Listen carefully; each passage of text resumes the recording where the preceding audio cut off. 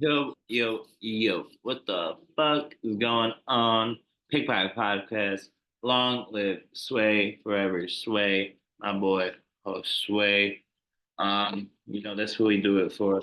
Um, UFC 310, um, Vegas, Kaya Sakura versus Pantoja. And then we got for interim title because Bilal got injured. We have Shafkat Rahmanov versus Ian the Cuck Garrett. Um, Let me start screen share. All right, let me start screen share so we could jump on Tapology and shit. No, it's a real good card, y'all, this week. Like, it's a pay per view. We had a week off from UFC because they gave them Thanksgiving off too, rightfully fucking so and shit. But I want to start off with Kaya Sakura versus Pantoja.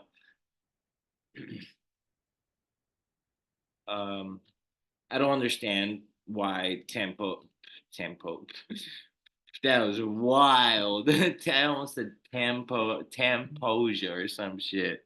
That was wild. Um, but fuck, dude, I don't understand these odds. Oh, I mean, dude just isn't good. Dude's just not good enough to be a plus 220 underdog. He sh- I mean, I'm speechless, bro. Like, lay all your money on Pantoja. Pantoja can take a beating. Maybe he'll catch up to him eventually. Like, maybe this will be the time it catches up to him. But like, fuck. That's all I'm gonna say. Um, I don't understand the odds. That I don't understand them. I This is like one of the most lopsided main event odds. Plus 205, Kaya Sakura. The plus, all right. So now DraftKings, they caught on to us. G, they caught on to us, man. There's no more plus 5.5 or plus 3.5 for every fight. For the main events, they run that shit up to plus 9.5, which I like, to be honest. For the 5 rounders, for the 5 rounders, this is clutch. So look, Pantoja, uh, it would have been minus if they recently started doing this. The spreads were always minus 5.5 for 5 round fights and minus 3.5 for 3 round fights, right? Pantoja is minus 9.5 on the spread. Basically, that means he'd have to have a 249 46s and a 50 45, some crazy shit. Kaya Sakura just has to cover plus 205 or plus 9.5, meaning if he loses a 49-46 decision and wins 1 round, your bet hits, which is like really tempting. But nah, the money's it's Pantoja. The I I mean, looking at Kaya Sakura, I've watched 4 of his fights back in Rising, and he's a great striker. I mean, he's got power. He knocks motherfuckers out. He's great to the body, but he loses to He loses to this guy, right? Hiromasa Ugi Kubo. He loses to this guy. I don't know if it's this guy or if it's the Kyoji Hiraguchi shit. Is this it? All right, so look, he loses to Kaya Sakara, got soccer kicked, not legal in the UFC. Uh, they run it back. So Kaya Sakura soccer kicked the fucking man into the goal, whatever. No. And then he gets his lick back in a decision win, Kaya Sakura. I mean, so the last guy that has beaten Kaya Sakura, he beat him in 2021, December 30, 2021. He then went on to have a draw, then 3 losses in a row, and then he made a little bit of a resurgence. And one of those losses was in Bellator MMA versus Ryzen, which I didn't even know fucking happened. That would have been awesome to fucking know. Fuck. But um I mean, what can I say, you know?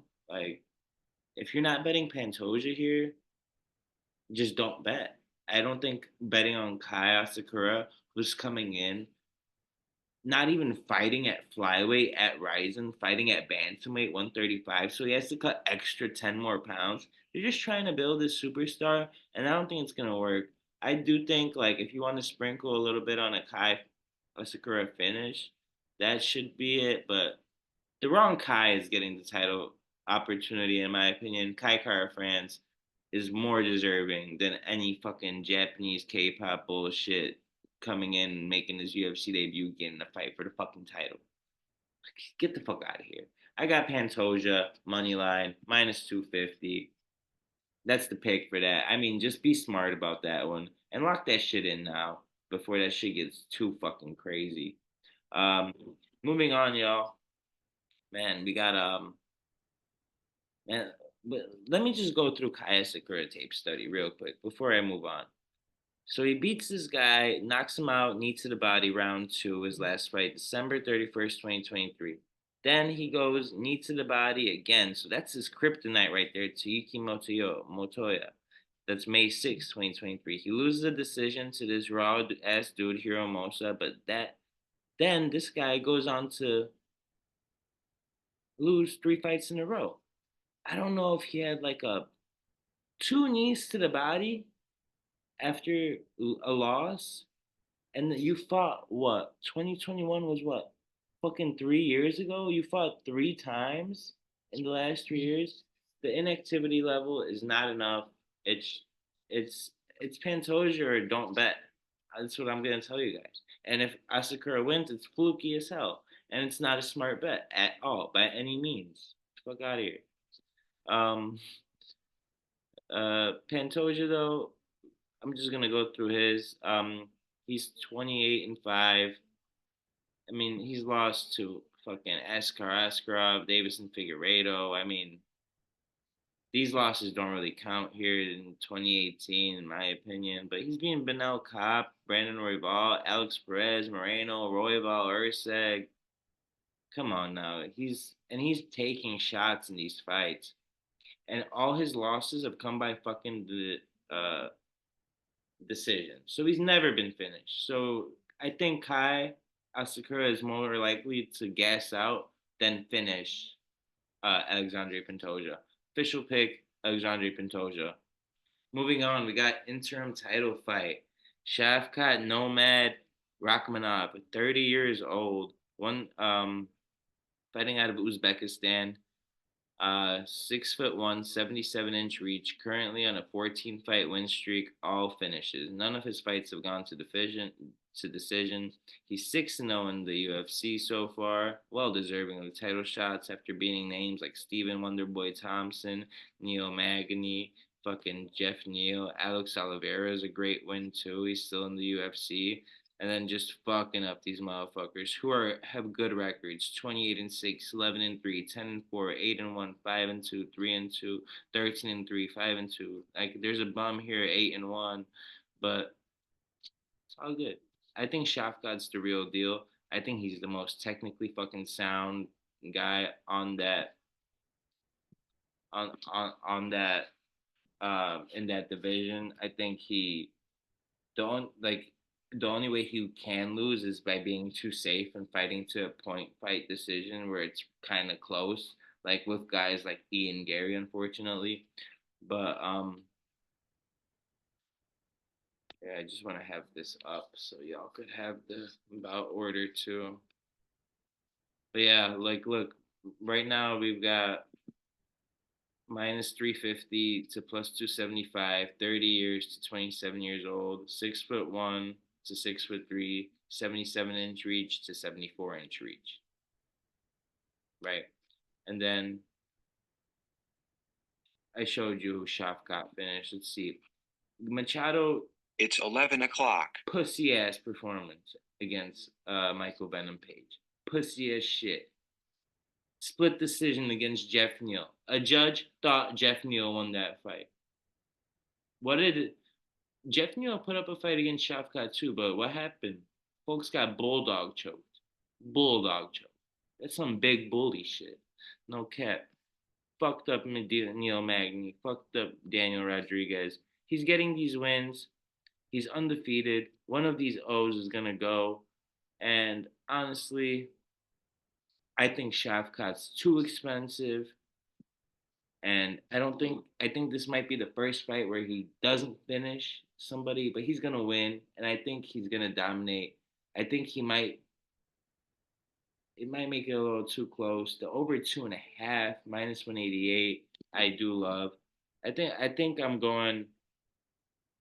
we're gonna go over here, official pick, Shafkat to win and over 1.5 rounds, minus 185 odds.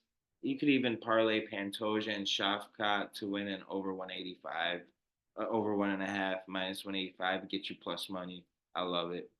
Uh, we're not with Ian Gary here. If you're interested in the minus 9.5 here, Shafkat is minus 190 and plus 9.5 for Ian Gary's plus 140. And right now, over 2.5 is minus 188. Under 2.5 plus 145. Minus 375 to plus 300 for Gary.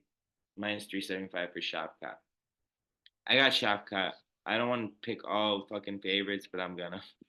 Um, Alexander Volkov, career resurgence. Once you hit that 36 in heavyweight, man, this man really, you see it in his stand up, you see it in his submission game. He had an Ezekiel choke. Like, what heavyweight gets an Ezekiel choke?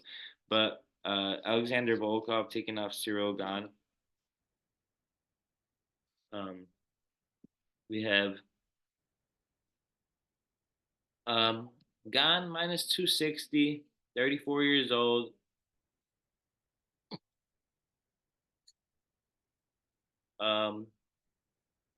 36 years old or 34 years old, 250, 6'4", 81 inch. Alexander Drago Volkov plus 210, 36 years, 258, 6'7", 80 inch reach. I think this is gonna be a close fight, guys. I think it ultimately goes to the distance. Um, damn, over 2.5 is minus 330. That's hilarious. Um, I'm buying Volkov on the judges' scorecards at plus 3.5. I think this could be a split decision. I think this could be a war, man, like between the heavyweights. It can be a very sound technical battle. And the way these guys kind of fight, it's kind of like Izzy Adesanya, but not Izzy Adesanya. Like they're both kickboxers. You feel me? They're both very technically sound kickboxers who have very similar reach. Yeah, we're rocking with plus 3.5 Alexander Volkov. I love the career resurgence he's had. He's 36 and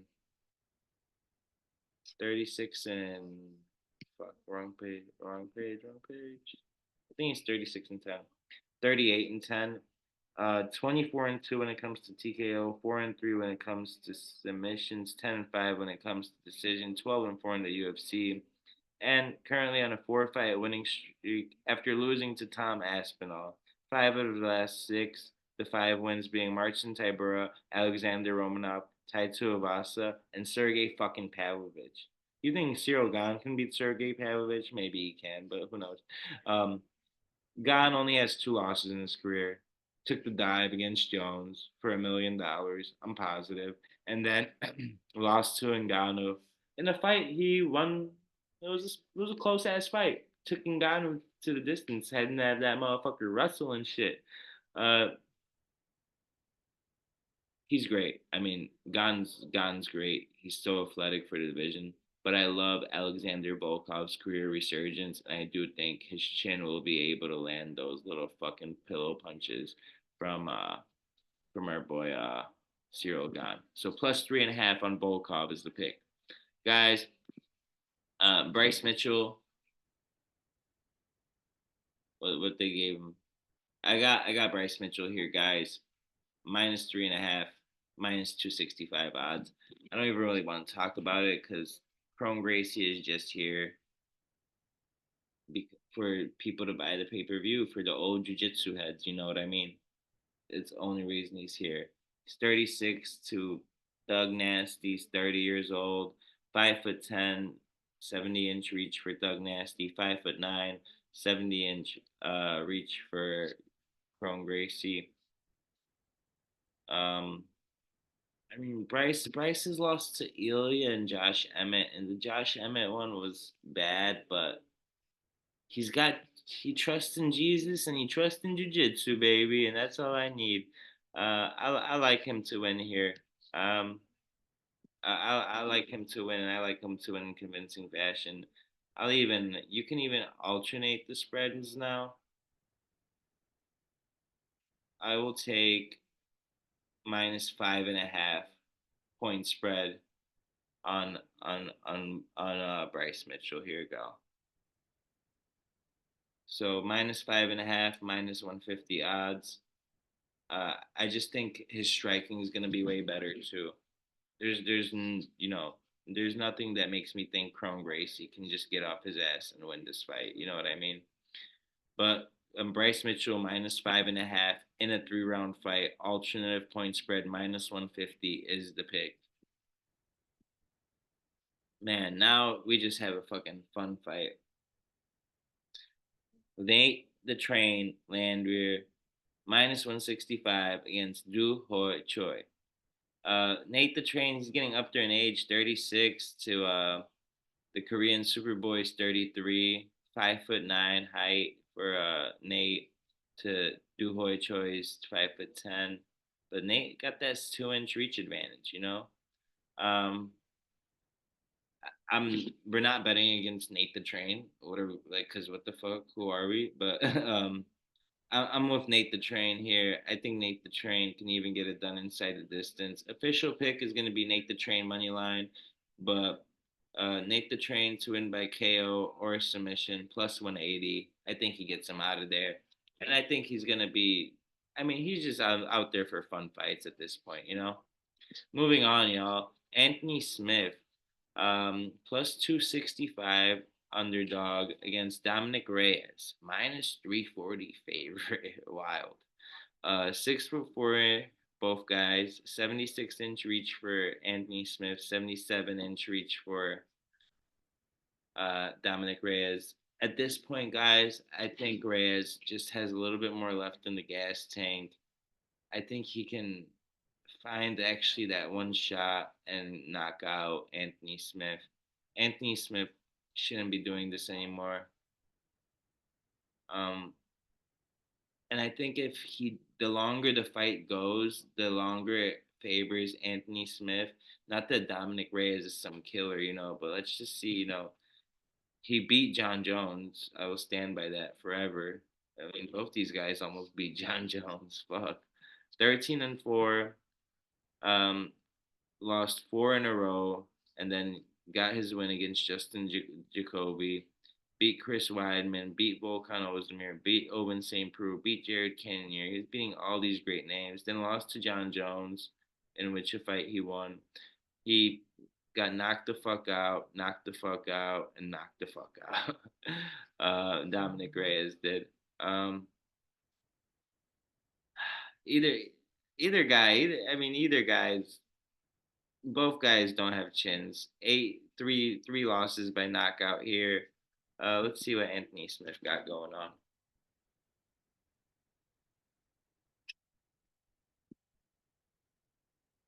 He lost to Johnny, or what's his name recently? Roman Dolidze. Man, yeah, if you're losing to Roman Dolidze, that's rough. I think that his win against Petrino was fucking fluke, fluke. Um, we're, we're going with Dominic Reyes here.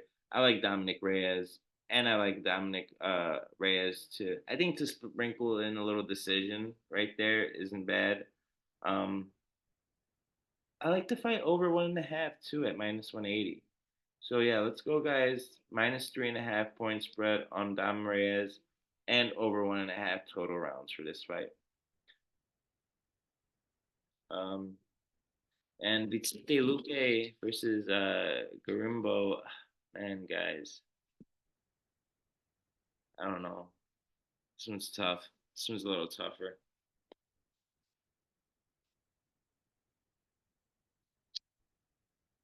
So Vicente Luque, 22-10. Um,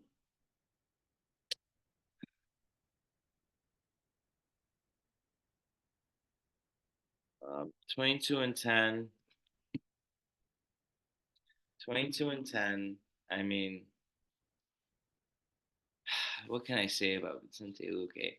He's taking on Temba Garimbo, 33 years old, 6 foot one height, 77-inch reach. Vicente is 5'11", 76-inch reach. He had a great performance against RDA. You know what I mean? So he had a great performance against RDA, and that's all I'm gonna say. Advertisements and shit.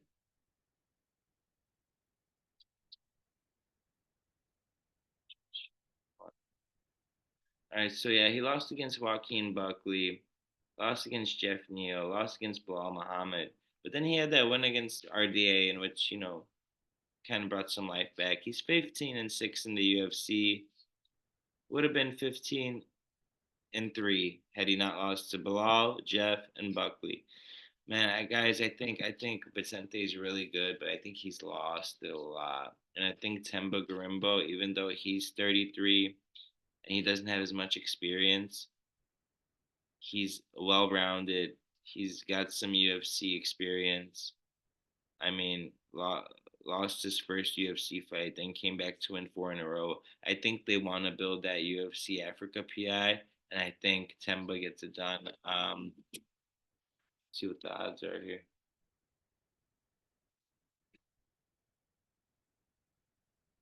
I believe Temba's -130, but that's where we're gonna lock in. Minus 130 or -155 Grimbo money line for that fight. Yeah, these are such great fights. Man, Mafsar Evliev. Guys, Mafsar is great. He's a dog, but I'm rocking with Aljamain Sterling here. Um, I don't think Mafsar is the great best striking. I think their striking is pretty equal. I think Aljamain will be able to neutralize the wrestling, and he himself has the better jujitsu of the two. First underdog pick of the day. I'm going with Aljamain Sterling. I don't think he's going to get ragdolled, and that's the only way he loses. And if you're not confident in Aljo money line, +3.5 is a lock. Guarantee it. I know he's going to win at least one round. And over 2.5 -410, that just shows you that -3.5 for a Mofsar is really hard to get, and that the odds makers expect Aljo to at least win one round.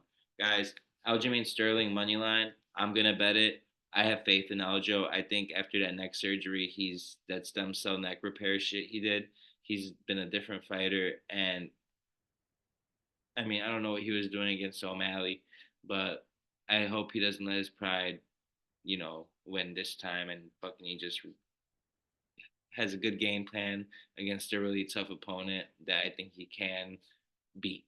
But +190 money line for him, I love it. This is the toughest fight on the card to pick. I think it should be a pick 'em. Brian Battle's a fucking dog. He's 30 years old, -250, 6 foot one, 77-inch reach. But then he's facing on Randy Brown, who's 6 foot 3, 78-inch reach. He's 34, +205 underdog. On DraftKings, it is +180 for Randy Brown, -220 for Brian Battle. Guys, I just it's flip a fucking coin here. I mean, Brian Battle's really good. I love Brian Battle, but Randy Brown's a fucking dog, and Brian Battle will not be able to stand with Randy Brown.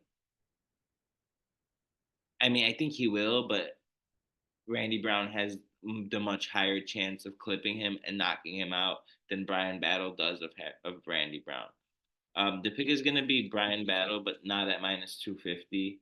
Um, Something tells me Rude Boy wins this, man, and just derails the hype train of fucking Brian Battle. I hope not. We might stay away from this one, even though it's a banger of a fight. But fuck it. Fuck it, guys. We're going Brian Battle minus 250 favorite. Don't do that minus 3.5 though. It's gonna be a close fight. Um, I actually think one of these guys gets knocked out too. That's a very possible, outcome. Plus 150 for the fight to end in knockout for either guy. I like that too. I'm running through the last ones quick. Chris Weidman versus Eric Anders. Chris Weidman. Eric Anders is ass, but so is Chris Weidman. Joshua Van all day here. I love Joshua Van. I think he'll be able to stuff some of the takedowns. 10 years youth advantage. He is a small ass motherfucker, but he gets the job done most of the time.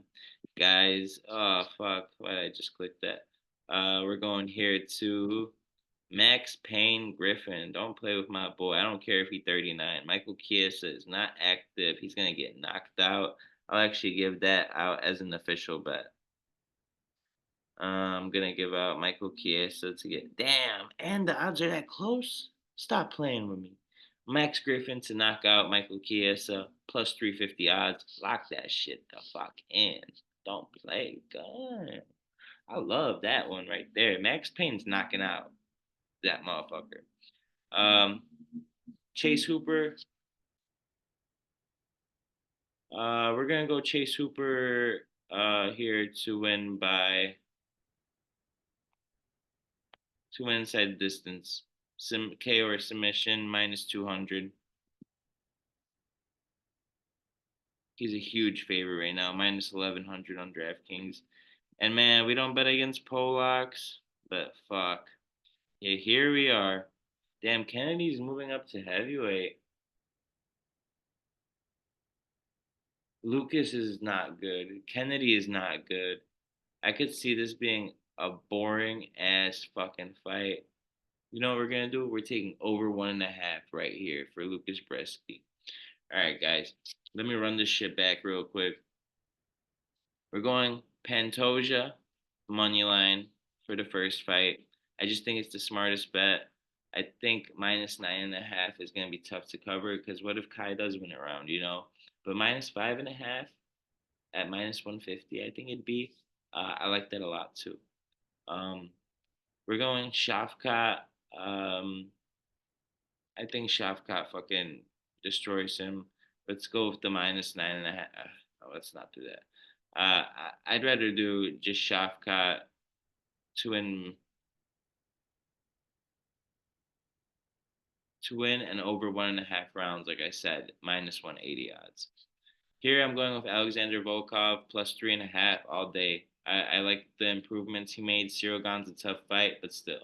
Bryce Mitchell all day here. Um, Bryce Mitchell to win by knockout, even just because the Gracie's fucking striking is so bad. Nate the Train right here, minus 130 odds.